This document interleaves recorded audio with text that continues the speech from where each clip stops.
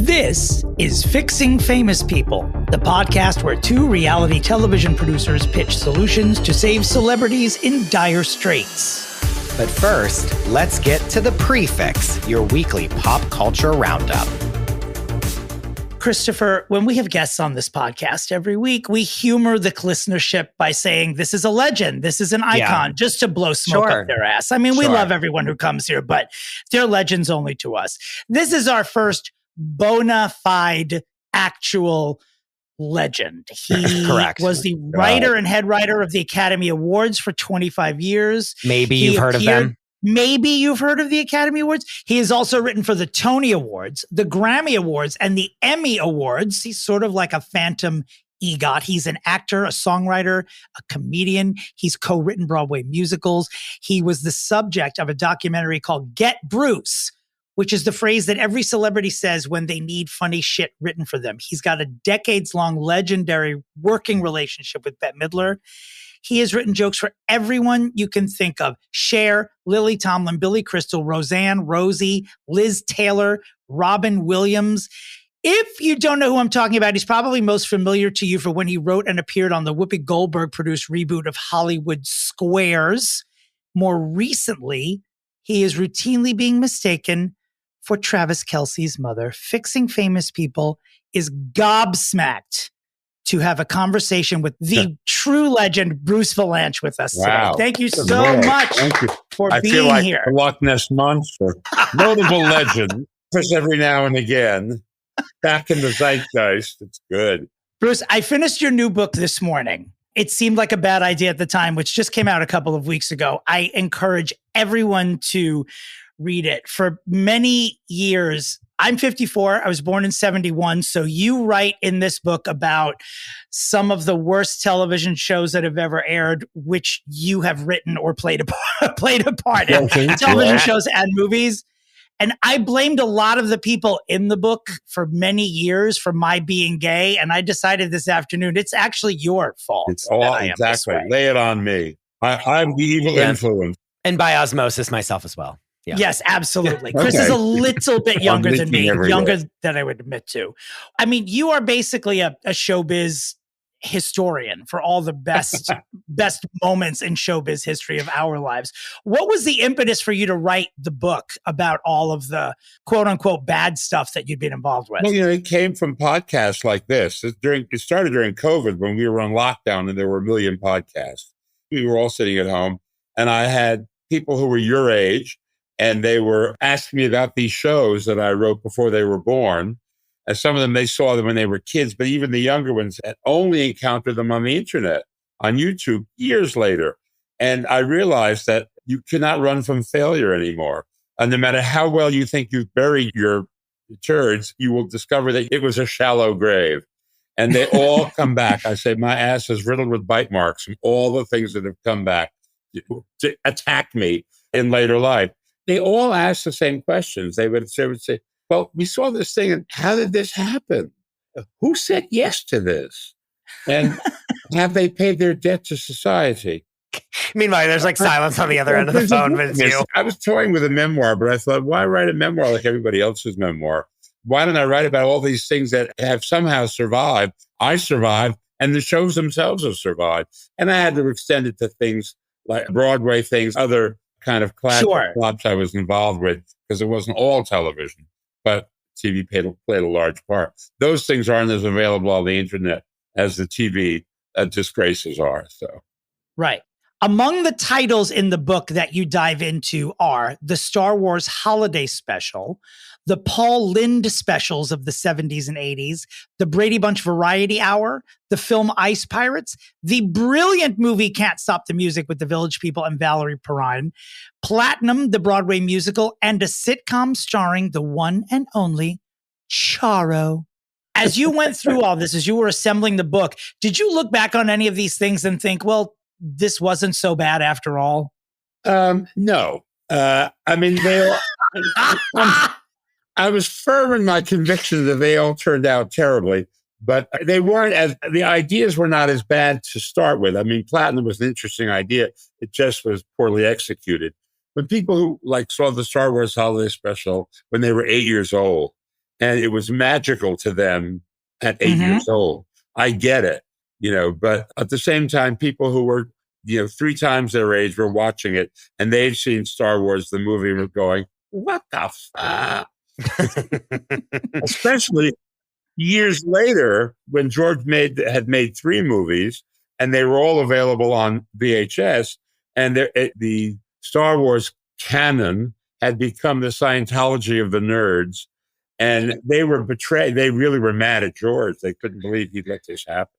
I mean, so he launched a full court press to get the thing eliminated, which of course you can't do. The internet happened then, and it was impossible. Well, that was the thing that surprised me most about that section of the book about the holiday special, because Chris and I are both reality television producers. And when it comes to anything that happens on the shows we're doing, there are so many rungs of the ladder to get approval for shit beforehand. Yeah. I could not, even when you were done giving your truly wonderful and exhaustive, it's a textbook of how It's like a history book of how these shows were put together. Yeah. Why wasn't George Lucas more involved in this? Because that would never happen today. No, well, he walked away from it. He told me he had 10 stories and he was going to make 6 movies, and he sold the other 4 stories. This was the last thing at the bottom of the pile. It was an original musical. And when CBS came to him and said, we'd like to do a variety show featuring Star Wars, I think he said, do this. Now, I think if he had known that it was not going to be, first of all, I don't think he would have sold anybody an original musical starring the Wookiees, who cannot sing, dance, or move in their costume. They can basically point lightsabers at people and grunt, and look like Yorkshire Terriers on steroids. But I don't think he would have, had he known. I mean, I think it was a weird idea of his to begin with. That could only probably have happened in an animated thing. It probably started life as an animated thing, the way Boba Fett started life as an animated thing. And it was the only thing that really survived from the special that had any traction in later Star Wars life. When he got a whiff of what it was going to be, that because the Wookiees could not speak, we'd have to have people translating, because we couldn't use subtitles, because this was 1978, and nobody watching television would read subtitles. Well, of course, nobody had 72-inch LED screens. Sure, yeah, they right. They'd all ruin their eyesight by coming up to the screen an inch away. We had to have guest stars translating for them. So I think once he realized what he was getting into, he quietly moonwalked back to Marin County and left it to us. I even remember there being a parody of the Star Wars Christmas special on another show. Am I wrong about this? I feel like several different shows. Yeah, where all the characters dressed up as everyone doing. Donnie Marie did one. I think I worked on that, and I'm sure SNL did something. I forget what it was, But even more recent, I feel like I cannot remember for the life of me, but I remember seeing the characters from the show being probably all the characters in the thing and paying homage to it. One of the reasons I did the book, and one of the reasons it never goes away, is because Star Wars and the Brady Bunch are both still around. I mean, that's why I led with those two, because they're every time George does another Star Wars movie or any kind of Star Wars, it all comes back. Comes bubbling back up. It suddenly gets a lot of hits on the internet. And I know, because I get a lot of vicious email from people saying, sure. I think you should be pranking George Lucas every time a Star Wars movie comes out. Just send him a voice memo that says, hey, how about Helen Mirren doing a duet with BB-8 in the next one? What was the immediate reaction after the special aired? Did your phone blow up with more congratulations or more what were you thinking? Well, there was a lot of what was that. And people who are, my friends who are in the business say, wow, I can't imagine what you went through. But the numbers were good. It aired the week before Thanksgiving and on a Friday night. And the reviews were surprising. Half of them were, it was entertaining in a bizarre way. And the other half were, what the hell was this?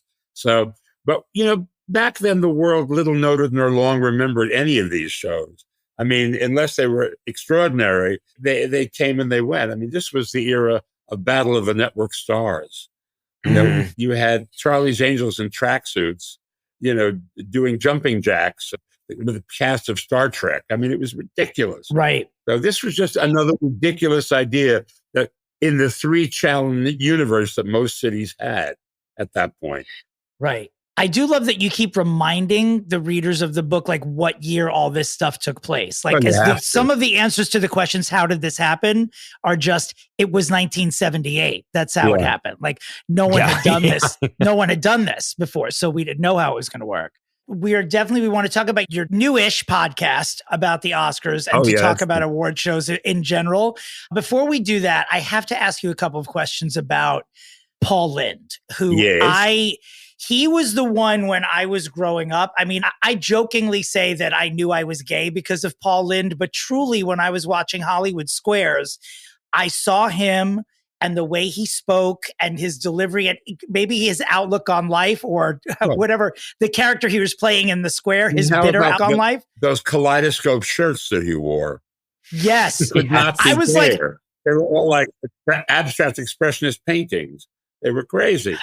I felt Aloha shirts were made by abstract expressionists. Did he dress himself, or did Hollywood Squares dress everybody? Well, no, he dressed himself, but I mean, they were in collusion. I just knew when I was a kid, like without knowing I was gay, I looked at Paul Lynde and I was like, "That's one of me." I don't know what I'm thinking about, but he was so funny. And there's a line in the book which when you were talking about Paul, who is like, I think for anyone my age too, a comedy hero. I mean, just absolutely brilliant on Hollywood Squares. You said he was an actor, but at a certain point he became Paul Lynde and he couldn't parlay that into what he wanted to do, which was to be anything other than Paul Lynde. That's right. He really wanted to act. And that had always been his goal. And it killed him that people he'd come up with on Broadway, like Mel Brooks and Woody Allen, were movie stars because he wanted to do that. But in comic roles, but not playing the part from Bye Bye Birdie, which is what he became, that harassed father for whom nothing goes right, says, kids. And when he says, I get no respect from anybody, and his son says, I respect you, Daddy. And he says, who wants respect from a 10-year-old? That was his default position. Life is bitter and sour when it's not sour and bitter. And he became that character. That it was everything he played. And he really, I mean, I don't think that he wanted to do, Death of a Salesman, but I think he wanted to play characters that were not just that. And he did that a little bit in Summer Stock, but it didn't work. And he wound up doing the plays that he could adapt to his character. Mm-hmm. The kind of curmudgeon, very waspy curmudgeon. I mean, Paul Lynde as Willie Loman is now something I won't be able to get out of my head. Can you imagine? Attention must be paid. Yeah. But you can get a laugh just saying, I mean, especially he's talking to the Wicked Witch of the West about Dorothy and her little dog, Toto. Uh-huh. So who gets a laugh for saying Toto? Well, it's funny because if ever I run into someone who doesn't know who Paul Lynde is or they're too young to know anything, I just say he's the rat from Charlotte's Web and everyone goes, okay. No, and truly. That's him. That's truly. They get the voice. Yeah, I mean, truly, I say this often. If Paul knew that 40 years after he died, we were talking about him, he would roll over in Liberace's grave.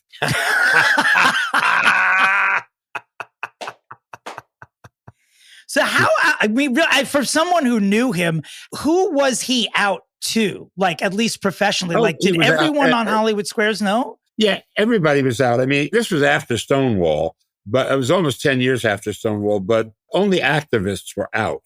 Only professional gay people, not gay professionals, professional gays were out. And so everybody knew. And we used to joke that the audience who didn't know, whatever the joke was, would go over their head. Nobody wanted to think of him as gay because at the time, gay was still equated with sick and evil. And if you were gay, you had to commit suicide at the end of the movie. And so nobody wanted to equate him with that. So it was a thing that was kind of unspoken. That was probably why. I mean, we used to tour in the summer with a variety review. He would headline with other acts on it. And at one point, he would walk around the stage. Usually they were in the round in a gold lame caftan with a cigarette in his hand and take questions from the audience. And inevitably at every one of these, unplanted, was a woman who would say very sincerely, "Are you married?" And he would just look at her and say, "Lady, Do you live in a cave? Meanwhile, Dominic, this is your future, by the way, going theater in the round and walking around. It's my present. Without the cigarette. He was laminated into that character. And I mean, I know there's a theory afoot that he was gay and that's why he couldn't get but that wasn't why. He was Paul Lynde and you couldn't get around that. He was a flavor. Yeah. There was very little room for adaptability. That's why he worked so well on Bewitched as Uncle Arthur, really Gunkle Arthur, if you look at it closely. Sure. And that was actually what led into the Halloween special, that there was like a seamless blend. The audience already knew he was a witch. So they were going to say, how's this going to work out? So, and I love also in the book when you talk about people's reactions to the quips on Hollywood Squares, that most of the people who watch would always say, wow, everyone is so organically funny and off the cuff, as though you and everyone else hadn't written everything that everyone was saying that's so on typical. Hollywood I mean, Squares. they thought Bob Hope was hysterical, and he joked about his writers all the time.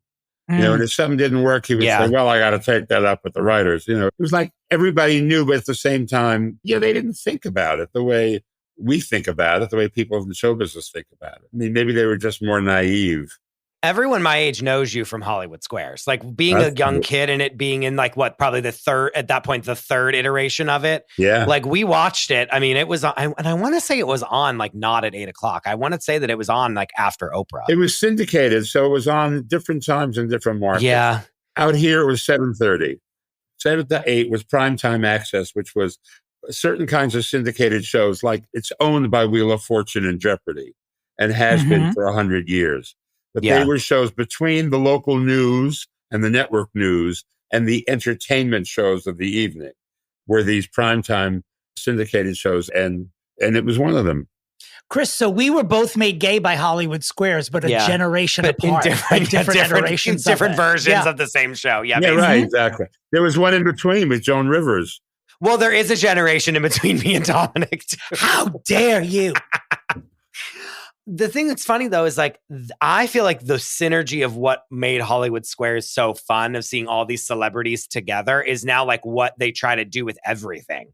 It's so funny that I feel like it's coming back around where like everything is now like celebrities be quote unquote in humongous skywriter air quotes being themselves on a TV show together. And like, look, the stars are just like us. They're a friend group. Well, like that's every show now, is it not? The writer's strike of '88 created reality television. And as a result, years later, it was so expensive to do scripted TV. It's much easier to reboot a celebrity game show that was on at 11 o'clock in the morning and do a primetime version of it. And that's why Squares is back finally with Drew, because the rights finally expired. Millionaire and Pyramid and all of those, to name that tune. They're all back because it's way cheaper to produce those. Years ago, my friend Marta Kaufman, who created Friends, said that the last couple of seasons of Friends, it cost $6 million a week to turn the lights on. Then you had to produce the show out of another budget. And so you were into deficit financing. Fortunately, you could do that with Friends because it went on to be a syndication powerhouse. And the dirty little secret was Netflix bought it because it gets higher ratings on Netflix than other things on Netflix. As a lot of stuff does, a lot of stuff, off-network stuff, is what people go to look at over and over. Big Bang is the latest bonanza in that regard. I mean, Suits, the reason Suits LA exists. Well, they've rebooted Suits, but that's a little different story because that show is expensive to produce. It's a 1-hour drama. It got a resurgence in like popularity because of like Gen Zers like discovering it on Netflix. Gen Zers and Meghan Markle have something to do with it. Sure. A lot of people looked at it in reruns on USA. Or probably Peacock, because they were interested in seeing her. Now, what year did you start writing the Oscars? Formally 89. I had written for some people individually beforehand without, screen credit. But then 89, I was hired by Alan Carr, who produced Can't Stop the Music, and to write my first Oscar show. And it wound up being the Rob Lowe Snow White show, which was, of course, this was Alan's idea and could not be talked out of. And the show lived in infamy for a number of reasons that are all in the book. It seemed like a bad idea at the time. The stink of that was on us for a while. But then I came back when Billy Crystal came in to host it. and a different producer, Gil Cates, who I did 17 shows with, produced the Oscar, a long string of them. So that was how I got back in. But the first one, it was the internally memorable Rob Lowe. Nobody remembers who won that year, but they remember Rob Lowe and Snow White doing Proud Mary. And look, they've both Rob and Snow have weathered that moment and are still here. And look, and neither have aged. Actually, they both look exactly the same. Snow finally got great. to spill her story in Michael Schulman's book, Oscar Wars, which is a terrific book that pinpoints a couple of pivotal moments in the history of the 94-year history of the Academy Awards, and of course, one long chapter on that show. And he got her. Is she still an actress? No, I think she's a teacher in Arizona, if I remember correctly. But she had a minor career. I mean, she even says she wasn't that much of an actress, but she was in an open call. And the guy, Steve Silver, who had created a show called Beach Blanket Babylon, which was a big San Francisco review, and that whole number was imported from San Francisco and altered for the Oscars. So he had an open call to find the Snow White who could do it. And she got the gig. And this was the biggest thing she ever did. So because you're so closely associated with award shows, especially the Oscars, at any point in the 25 years that you were involved, did Gil Cates or anyone ever call you and say, hey, here's who we're thinking about for a host? What do you think? Did they loop you into those conversations? All the time. And I would say what I thought. Like a lot of other things, it's a very shallow pool of people who are eligible. You have to be, you're already rich and famous, and you don't need to do it. And that's a very small group of people and who are willing to get up there and risk reputations or make fools of themselves. And it generally comes down to people who do that all the time, like talk show hosts. And that's why there's been a run of talk show hosts. Remember Carson, after Bob Hope, Carson was the most popular, and he was, of course, the king of the talk show host. So that's a certain skill that you have, being able to seize the moment and to feel the audience, and to also be big enough that they all know you and they will laugh when you make jokes about them that are not mean-spirited jokes. So we talk about that all the time here, about how hard hosting is. We talk about it all the time. It's so much harder than it looks. Yeah. And you need to feel safe with your host. Like your host is like ushering you through the storm of the show. The host, yeah, exactly. And like, it can't be someone that's like crazy. If it's too off the wall, then you're like, what's happening? No, it's not like you're coming to Castle Frankenstein and Frau Blucher is standing there. Yeah, sure. Right. With the torch saying the steps could be treacherous. No, Or feeling genuinely unsafe with James Franco and Anne Hathaway piloting. Yeah, sure, that too. That was a bad idea. That was one of the great bad ideas. That was an attempt to youth it up. And like getting young movie stars, and it was just a complete backfire. Yeah. Well, had they met before that day has always been my question, because it seemed as though they met in the green room. But I don't know for sure. I know that they met when they shot the promotion, and they were edited to look like they had a chemistry, which they never had, even in that photo shoot. He was nominated that year for the where he chewed his arm off, 27 hours. That 127 hours. And he said, I'm going to lose to Colin Firth, and I can sit there and wait to lose, or I can host a show. So I'll host the show. So he had a very carefree attitude. What an odd choice to have someone host that's like nominated for best actor, right? Or best supporting or something. Best actor that year, yeah. It like, was what? a bad idea with it. And it was, I don't know how they came to him. Sure. It sounds like there was a bunch of people they went to before that didn't want to do it. But I know that the mandate was to young it up. Yeah. And hopefully with movie stars. Speaking of that shallow pool, is there anyone in that pool who you think would be? I mean, we loved Conan this year, by the way. No one is saying to remove him. But is there anyone in that pool who you think would be good that hasn't had a shot yet at doing it? Well, I think, but I think that the time for them has passed. Tom Hanks would have been great. And he was always, he agreed to be the standby in case the host couldn't do it. Like, he didn't want to do it, but, he's the mayor of Hollywood. And so he said, I'll be available to you if you're in a crunch, but he didn't really want to do it. I don't know. I mean, he's older now, so I don't exactly know how the network would feel about it, because, they want to get a certain, median age. I always thought Justin Timberlake would be a great host because he did great on SNL. And, that's shocking to me. But he's at ease, and I think but he never became a big enough movie star. No. And he said, no, it's right. After Social Network, when people forgot he was in it, because they were so crazy over Jesse Eisenberg, they forgot he was even in the thing. His movie career never happened. And thankfully. And so he would have been out there reminding them of how it had. Because he campaigned for that too, from what I remember. Like he was really hoping for a supporting nod for that. Yeah, he was for that movie. Yeah. So if he does get the job, even though he was barely in it. Like that's the other thing is like it's not even like sure he did fine, but like it wasn't. He thought he was really going to get like something off it. I'm like no. Right, and people laughed when they were like, "Consider Justin Timberlake," and Hollywood was like, "For what?" Like, I didn't. I've considered him for many things, but not. Oh my! Well, if he does end up hosting, just make sure he takes an Uber to the ceremony. Yeah. Make sure he doesn't drive there himself. We don't want him driving himself. Really? Then Tom Hanks will really have to step in whenever he's getting called away in handcuffs, or near any actress who has a wardrobe problem. Yeah, truly. Yeah, he honestly should have. Yeah, he can't be like within 10 feet of these women. There's a trail of bodies behind Justin Timberlake that history will reflect unkindly on him. We feel like on this rightfully podcast, so. but Rightfully so. But so your podcast, your Oscars podcast, I almost feel like like you doing a podcast was inevitable. So what made you finally decide I have to give this to the world?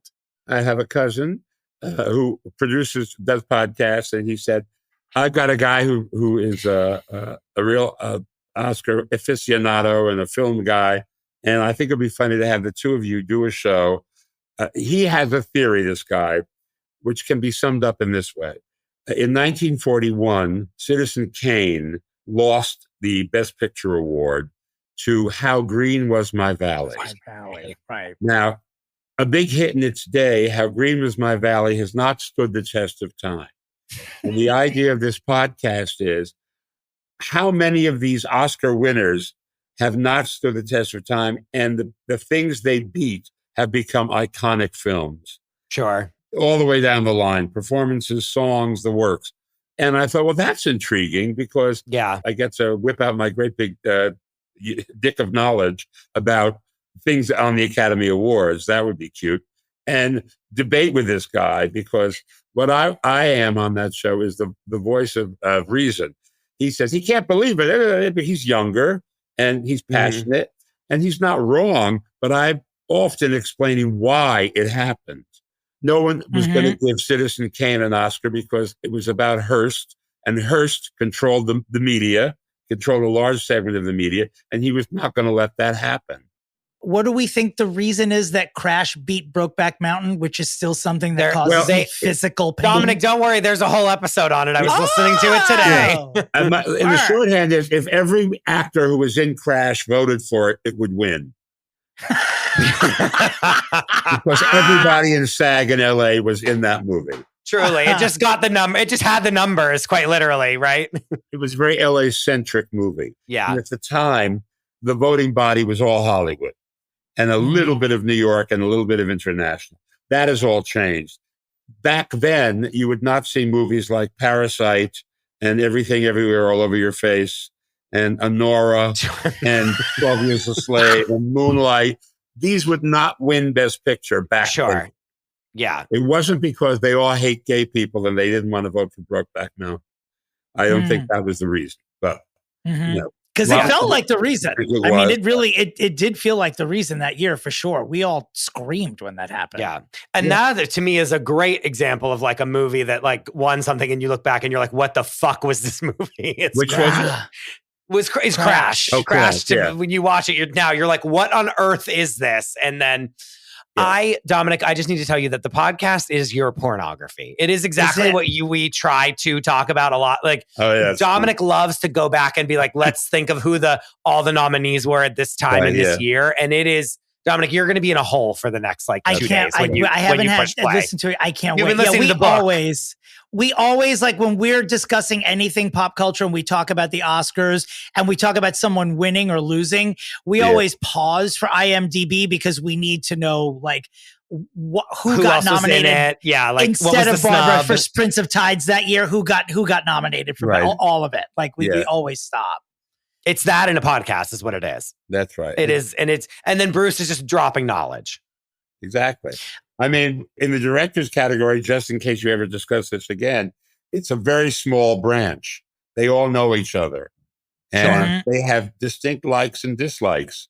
And often somebody doesn't get nominated because they don't like him. He may have lost it in a poker game and not paid up. This how it happens. So we love Honora. This podcast is an Honora household for sure. Like, we love Honora. We love Mikey Madison. Very well deserved. We truly did think that Demi Moore was going to win and we wouldn't have been upset. What do you think? What do you attribute Mikey beating Demi to? I think that a lot of people in the Academy didn't see the substance, or if they did, they didn't like it. I think they all saw Honora because it was a festival favorite all year long. Sure. I don't know if it broke out at Telluride or South by Southwest, but wherever it came from, it was buzzed all year long. And I do have to say, on a personal note, what I've noticed is straight guys love movies about hookers. They are. You don't say, Bruce. You know, they may not know as many hookers as I know. Hookers are not that interesting, but they find and they keep making movies about hookers. I mean, Irma La fucking Deuce, Pretty Woman, yes, Shirley MacLaine.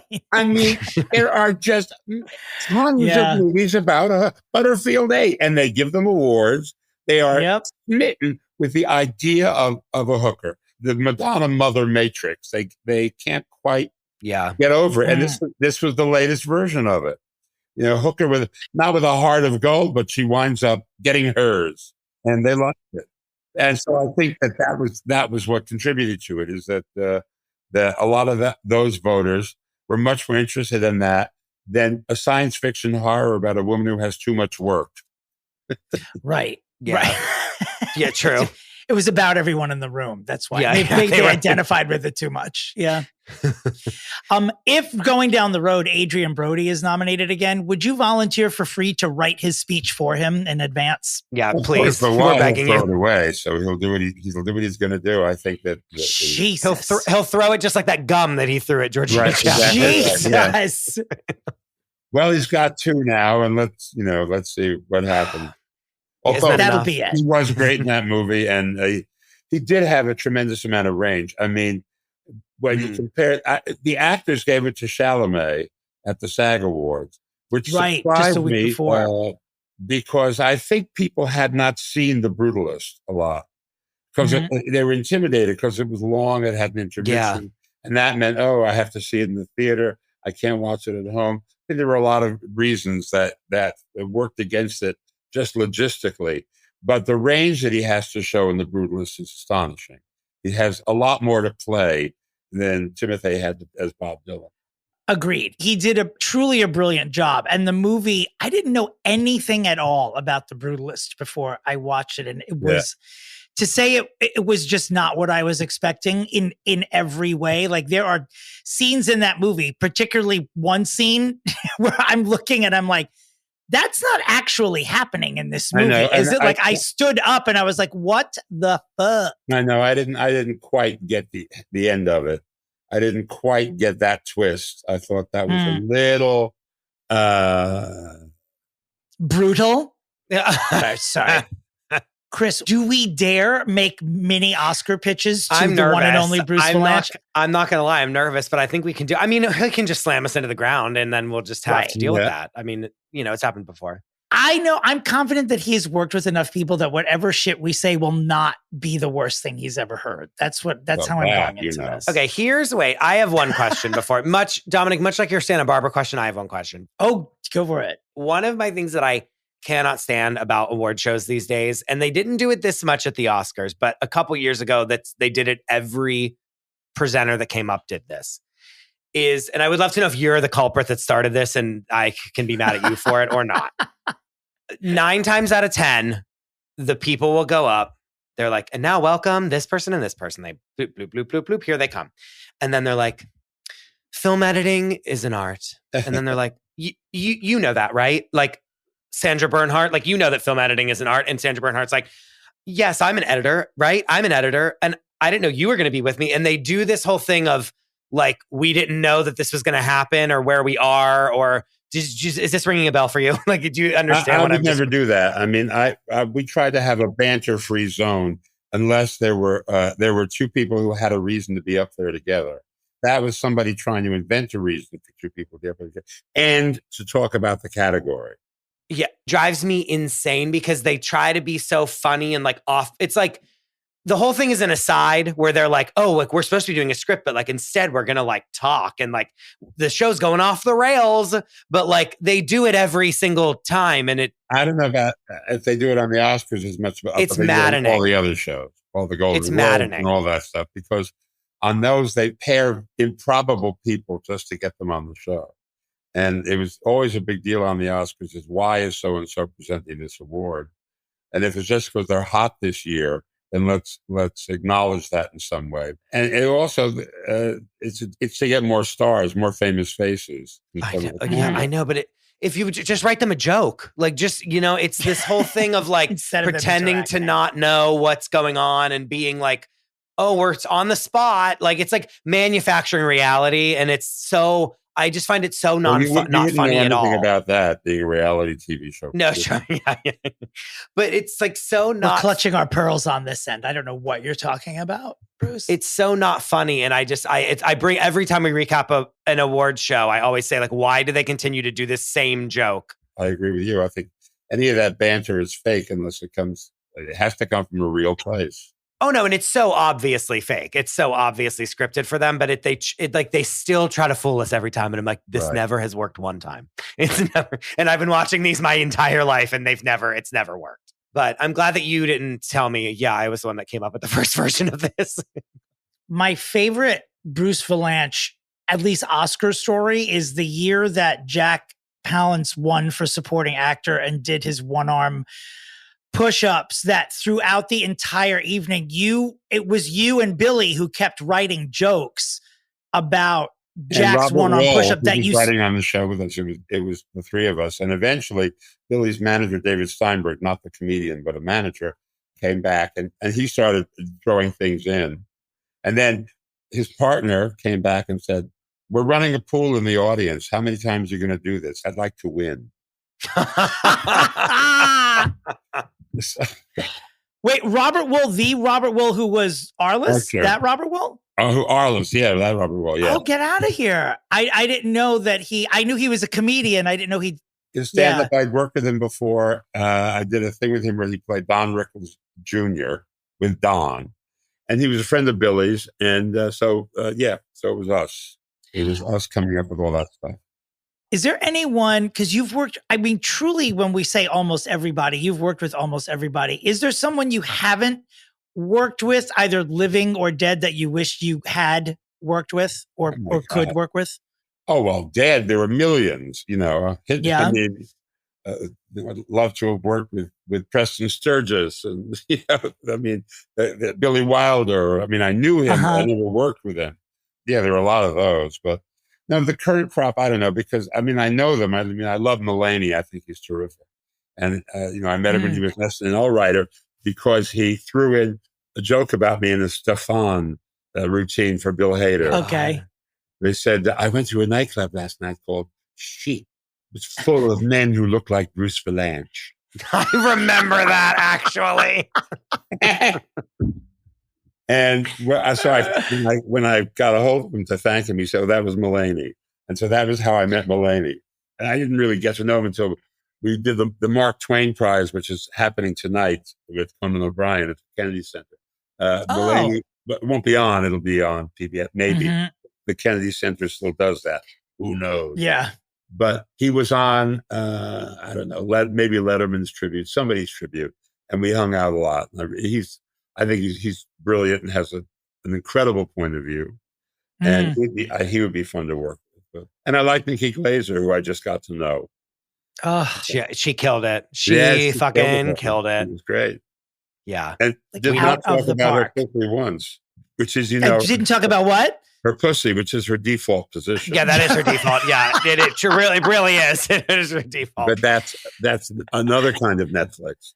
Yeah. Sure. My God. All right, Dominic, should we do pitches? I might. Yes, let's pitch. We're look, my pitch is not outlandish. I just go for what I like to see and what they've done. And that's it. I'm not going to be doing I don't have a clownish pitch here other than like my hosting the show, like other that would be, me and you should do it. Chris, we should host it. I loved the year that Steve Martin and Alec Baldwin hosted. I loved it. You got nominated for an Emmy for that. Oh, that was one of your years. Yeah, I loved it. Yeah. Okay. I think I'm recycling. What we did fix the Oscars before, and we tried. Yes, we tried, and I think I'm recycling my same pitch because I still stand by it. I'm not going to lie to you. Okay. I think what they need to do is I think that you need to be able to watch all of the movies. I think that a lot of reason that a lot of people don't do it is because like you can't find half of the movies on a streaming service or something. And if you don't live in New York or LA, like there's a lot of the movies aren't in the theaters for you to see. And I think if they do like Oscars Plus as a streaming service where all of the movies that like aren't on Netflix right away or aren't on Amazon or wherever, like the little like short documentaries that you would never ever see, if all of those could be on a streaming service that you paid like $25 for like in the 2 months before the Oscars, that would like get so many more people watching the movies and get so many more people like. It's conceivable. I'll explain to you what happens now. Anybody who votes in any of the Academy categories gets downloads from every single streamer. They are all available to them. Of course. That's what, not general audience, because they're cutting into revenue if they do that. Mm-hmm. And the 1 year that nobody went to the movies and the show was in a train station and the winner was oh God, it was the worst one. That's right. It was so bad. Every movie was available on a streamer. Every single one. You did not have to get off your couch to see every single movie. And it had the lowest rating ever. 9.4 million people. And every movie was available in your home. So the argument there is... Well, Bruce, that doesn't mean they're going to watch it just because you've given me... fired, Chris. You got me. They ain't going to watch it. Plus, you're cutting into the revenue stream. The idea... No, I know. Let's not forget the idea of the Oscars became the bounce that you get at the box office. Look at Honora's receipts the week after it won the Oscar. That's what it's all about. And baby. So, but I sure, why not? It might even come to that someday, but. Dominic?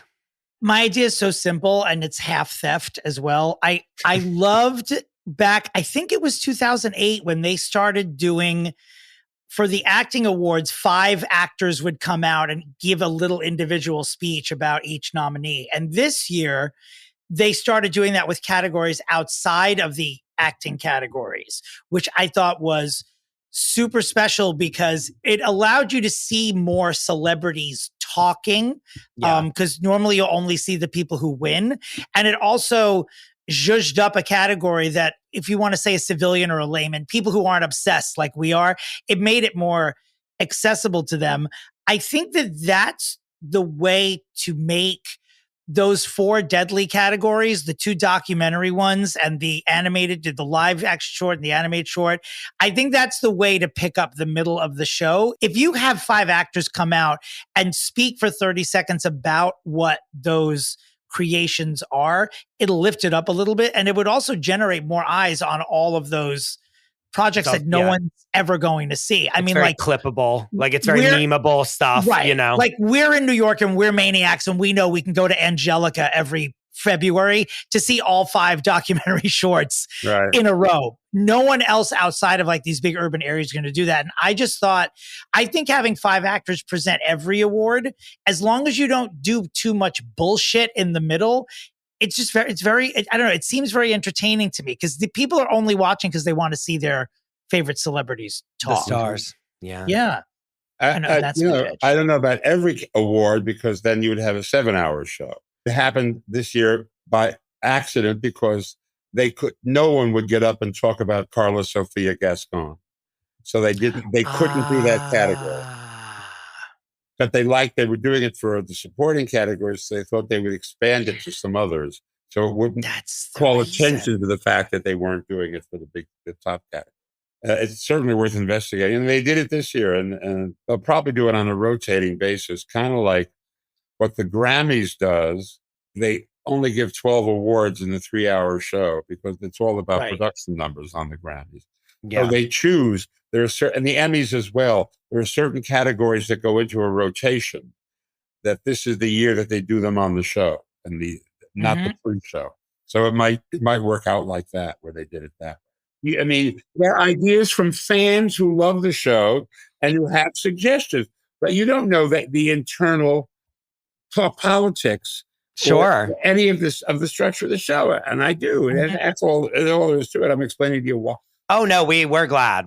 Yes, please, no, please tell us why we're wrong. Yes, Yeah, you also get, I find, just as much reaction from mouth breathers saying, why are they going on about the fucking costume designer? Who gives a shit about the costume designer? There's some fucking fat bitch from England's going to come up the aisle. Yeah. I should just send you my feeds. Yeah. They all come to me and they write me and say, what is all this shit? Who cares? Who cares about that black queen who said I'm the first black man to win? Who cares? So now you're racist. In addition to being a body shamer, the list of things I can call you now. And also, like, that's why we're here. Like, that's the whole point of it, is to give this man an award. Right? Correct or incorrect? And I thought that was a great moment. I mean, I think that's it this was. year and now, where they are eliminating all traces of diversity at a government level, at a federal level. Here's this guy coming and saying, I'm the first black man in 94 years to win this award. Yes. It's worth saying. It's interesting. Of course. Woman won it first. Bruce Carter. Black Panther. Yeah. But that's interesting, but that's another story. That's for another show. Oh, speaking of Black Panther, I wanted to know when you were talking about politics, I don't know if you've spoken about this on your podcast yet, Jamie Lee Curtis over Angela Bassett for supporting actress. Why do you think that the Academy chose Jamie Lee over Angela, who, again, we love Jamie Lee Curtis. We're happy she won the award, but we really did think Angela Bassett was going to win that year. Well, again, everything everywhere, all over your face was an example of we're only going to call it that for the rest of our fucking lives. That felt independent. That was not Hollywood centric, and that the new voting body fell in love with. I mean, they gave it 3 acting awards as well as best picture. I mean, it swept. So I think Angela kind of got lost in the rush. I think that she was in the second Black Panther, right? Wakanda Forever was that? Yes, it was the second one. Yeah. Yes, it was the second one. The glory of Black Panther had gone away. I think Jamie Lee got caught up. Also, they're both great stories. I mean, Angela is a big TV star and movie star and had been nominated for playing Tina Turner. But Jamie Lee is a Hollywood kid. I mean, she grew up, her parents were both Oscar losers, and she got to win. It's a kind of story that the old Academy would have embraced. And it was like, to me, the last holdout of the old Academy. But I think more than that, they were caught up in the gestalt of that movie. And she was terrific in that movie. Angela was terrific in the other movie. But I don't know who won what going into the Oscar show. Who won SAG, who won Golden Globe. But in the awards season that starts right after New Year's, there's, for real, there are public perceptions about who's going to get something. And the Oscars are the only thing awarded by people who actually make movies from all walks of the industry. Everything else is critics, people in the mall in Pacoima, actors in their discipline, writers people in the mall. But the Academy, this umbrella, the actors nominate, but the entire Academy votes. And it's the only one where you have all kinds of filmmakers voting. And they are subject to their own whims and caprices as well. But I think there is an expectation that the media creates because somebody wins a string of awards that they're going to win. I mean, like Chalamet this year, And so I think that they're not taking into account who the actual voting body is. But why should they? This isn't what they do for a living. This isn't their business. Right. This is their gut reaction to things. Mm-hmm.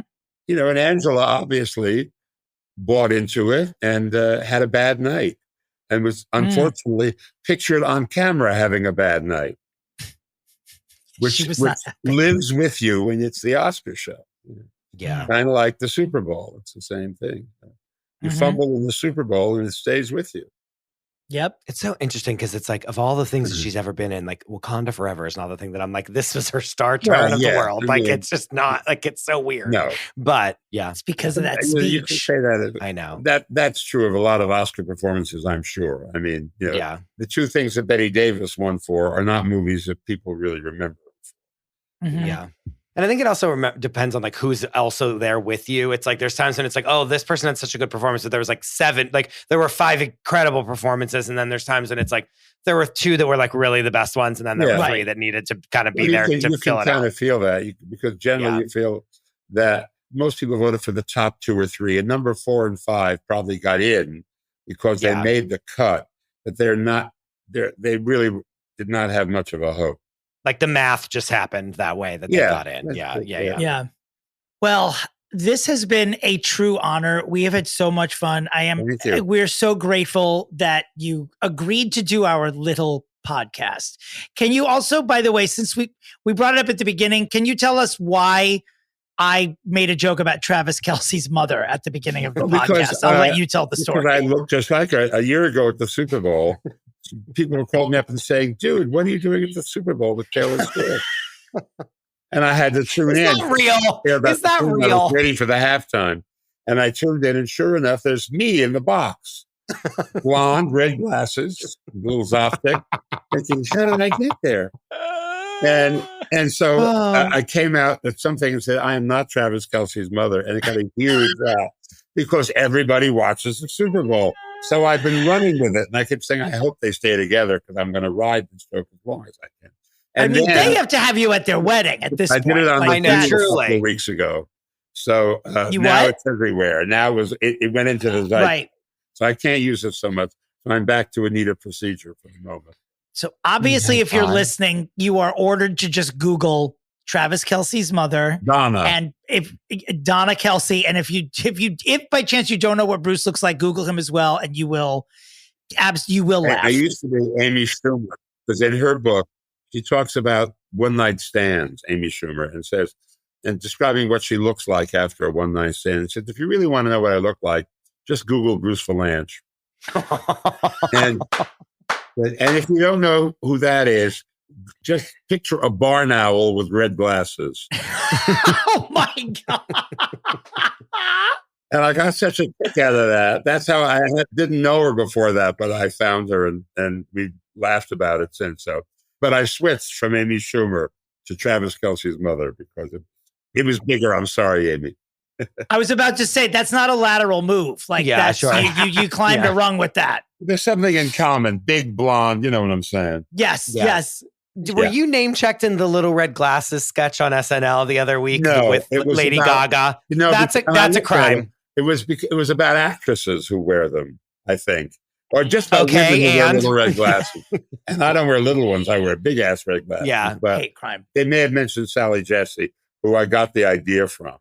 Because she was on Hollywood Squares, and I had just gotten, I had many different glasses, and I'd gotten a new prescription, and I realized I would have to take a second mortgage to change all the glasses. Sure. So she was on the show, and she was announcing her retirement, and I said, "Ooh, could I have the red glasses? Because you're not going to be around anymore." I love that. Yeah, you don't need them anymore. Be my guest. We had the same lawyer at the time, so I didn't have to really schmooze it too hard. Oh, wow. And so I've been wearing them ever since. That's awesome. Can I ask you, on your version of Hollywood Squares, was the cast getting as drunk as they were on the 70s version of Hollywood Squares and Match Game? Because they taped in the evenings. They would do 2 nights in a row, and they would do like 3 shows one night and 2 shows another. We did Saturdays and Sundays, 5 shows. And so we would do 3 in the morning and have lunch, and then the wine would come out. And then we would do 2 shows. And so the afternoon shows were a lot looser, Thursday and Friday. But the marketing people said, well, the audiences are looser on Thursday and Friday too. And they keep writing about how they like to watch it at the end of the week. Paul, of course, was drinking because it was the evening. And in the first version, I was just there toward the end of that. There are moments on Match Game where Charles Nelson Riley is absolutely wasted when he's on the thing. You can vividly see that he shouldn't be driving a car, but they put him on. It's great. It's my favorite thing to watch. Well, and they weren't. They all come with limos. Oh, so they don't have to worry about that. If only Justin Timberlake would take a lesson from his ancestors. That's so sad. Poor guy. This has been amazing. Thank you so much again. The book it seemed like a bad idea at the time, and the podcast is the Oscars. What were they thinking? We're just blown away that you even agreed to do this. So thank you so much, Bruce. We're like in awe of you. Thank you so much. That was a good idea at the time. Yeah. Yes. Fixing things. I like that. Oh my God. Thank you, Bruce. Are you on Instagram? Should you be plugging the Instagram or no? I never post. I think I'm okay. Well, then never mind. The podcast is incredible. I'm on Facebook, and there are several of me there apparently. So I'm in a T-shirt that says, "Please respect my privacy at this difficult time." Of course. Oh God. All right. Well, thank you.